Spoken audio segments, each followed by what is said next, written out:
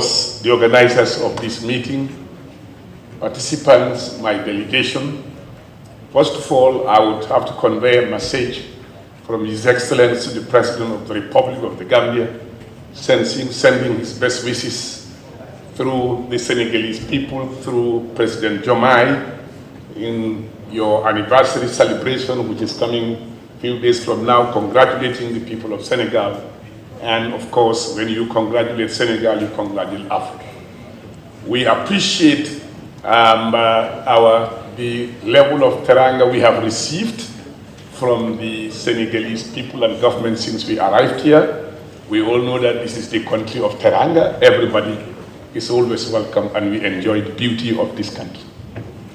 It's the country where we always believe that we can come, relax, feel good, and be part of a society, and everybody's part of it. Senegal will always remain the pays of teranga.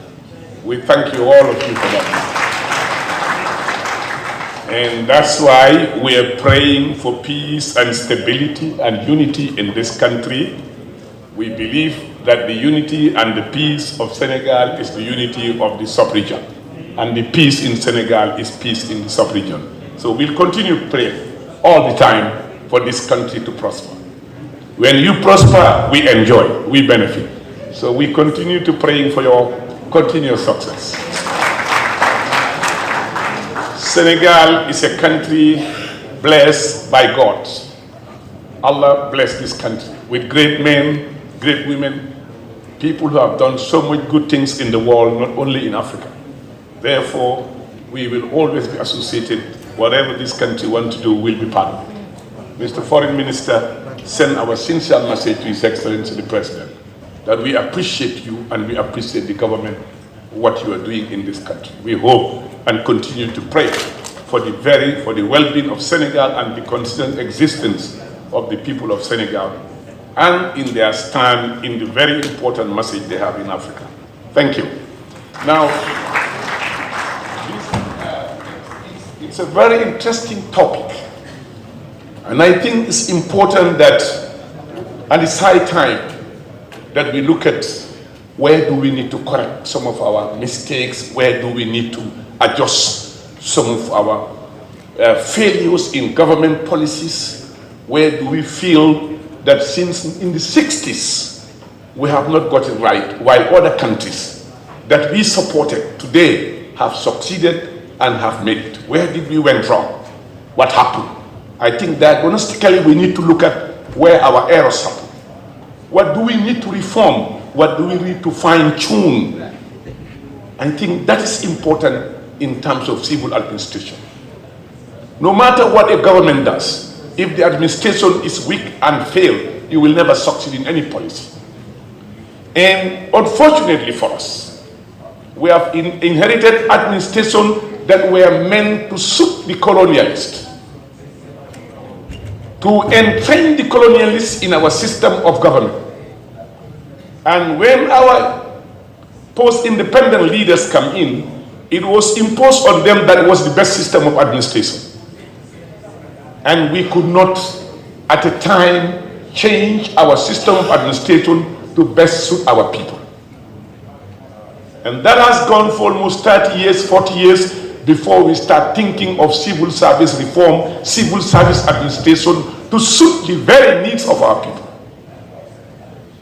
And thank God we have young, dynamic, educated people in this part of the world, highly educated, who are determined, who are ready to take the agenda forward. Let me give you a small comparison between Francophone administration and Anglophone administration. When the British came in, they saw traditional institutions as an instrument for them to use it as direct and indirect rule. These were the two policies. They maintained the traditional institutions. They did not destroy them. They used them, empowered them. And using them was meant for them to entrench themselves with their policies to filter down to the ordinary people. Whilst when the French came in, their desire was to dismantle these traditional institutions and install themselves directly to rule the people. And that was why, if you look at our Anglophone setup, the traditional institutions play a very vital role in administration. You go to Nigeria, you go to Ghana, Sierra Leone, the Gambia. Whilst in Senegal, in other Francophone countries, our traditional institutions were battered. And we all saw how Sheikh Ahmadou Bamba and other influential leaders, religious leaders, were treated by our colonialists in an effort to destroy those institutions that they found in the country. Thank God, the people of Senegal resisted it. Sheikh Ahmadou Bamba led the resistance, and we all saw how we succeeded in that. It is therefore important we look inwards. The differences, where do we need to change, where we need to match, where do we need to adjust so that our administrative system can get on board our policies that we bring in as a government to improve the life and the livelihood of our people. And that's why in Senegal, they abandoned what they call chef de canton years ago. They have prefet and sous-prefet. In the Gambia, we still maintain our traditional chieftains. We use them to make sure at our rural level they have a role to play, both judicial and traditional role. Limited judicial role and traditional role in order to make sure government policies are filtered down to the people at every level. They are part of it, they are involved in it. Now, do we have to compare removing chef de canton, bringing a prefect? What benefit do we derive from there? And maintaining a traditional chief, what benefit do we do? So how do we try to match what we found and what we brought in? Now, when we came into power in 2017, we realized as a government that there was a problem, serious problem. In 1994, prior to 1994, the Gambia had the best civil service in Africa, one of the best in the whole of Africa. And I can name you countries who all came to Gambia to have case studies as to how to manage their civil service. But after 1994, we had the worst because there was what we call political interference. In our system of government, civil servants are not politicians, they are not supposed to participate in politics. They are supposed to be there serving any government that comes into power. They are supposed to have a policy and a program designed to be maintained throughout the country. But when the military dictator came in, that became a thing of the past. You either do what they want, you don't do it, you are either in prison or you are sacked. You leave the service. Now, do we have to have a civil service that is independent of politics, that believes in any government that comes in, and that implement any program of any government that comes in for continuity purpose, or do we have to have a civil service that we have to butcher because of our political interests? As leaders, as policymakers, we need to think about that. We realized that people were sacked. So what we did, we created a commission that investigated almost all those who were sacked, reinstated some, retired some. But I must admit too, that some of them were genuinely dismissed. Let me admit that. That when you come into power, newly you may not see all these things, but when you get into power, that's now you try to discover things that you can never discover. But we brought them back. Then we realized also there was a lot of attrition rate. People were leaving the civil service for the private sector. Today, since we came to power, we have increased salary by 110%. Civil servant salary. Over 30% augmentation de solde for Gambian workers in the civil service. And we have now realized that people are leaving the private sector, joining the civil service, which is now making a difference.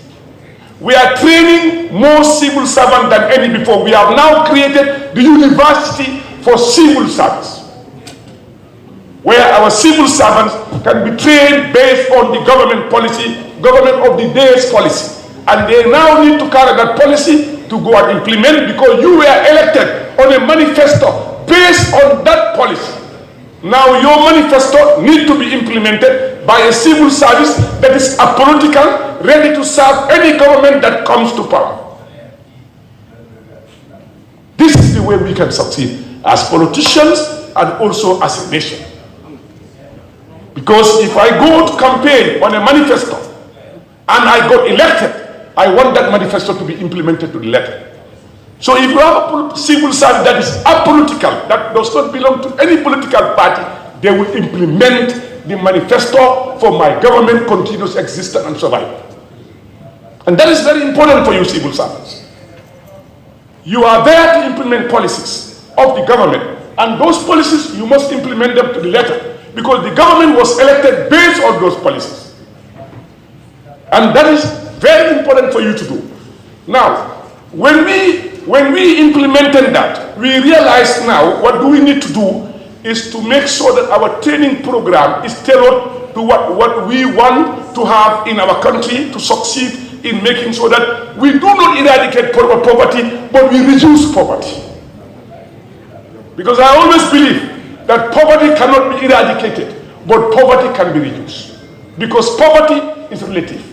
Poverty in America, poverty in Canada is not the same as poverty in Gambia, Sierra Leone, or Senegal. So it is important as a country and as a nation, we learn from the best practices of other countries and we succeed in the best way. But one thing we must credit Senegal. INAM is one of the best institutes. It's called INAM. INAM is one of the best institutes in Africa. And we need to maintain such institutions, promote them. At the local government level, we have reformed our local government structures because we realized that they were not functioning very well. But what we can learn from Senegal too is that your local government structure is functioning extremely well, because we've seen a lot of development in your towns and villages that emanate from municipalities and councils, which we are not succeeding as a government in the Gambia. We are trying to learn from the good practice that you have adopted, and we hope to learn from Sierra Leone, we hope to learn from other countries in the sub-region, so that our municipalities can now deliver services to the people that they are governing. And these are things, that's why such workshops and seminars are important, where we can exchange ideas, set out policies and agenda. We are no longer colonized, we are now one entity of Africa, and we need to make sure the success in Senegal is replicated in the Gambia. Whatever succeeds in Gambia needs to be replicated in Senegal and other parts of the world. Mr. Minister, I reserve my other points as we move on to during the sessions, where indeed we have a lot more to say. But I must tell you that we appreciate the resilience, the strength of the Senegalese civil service and the Senegalese people for that matter. I thank you so much.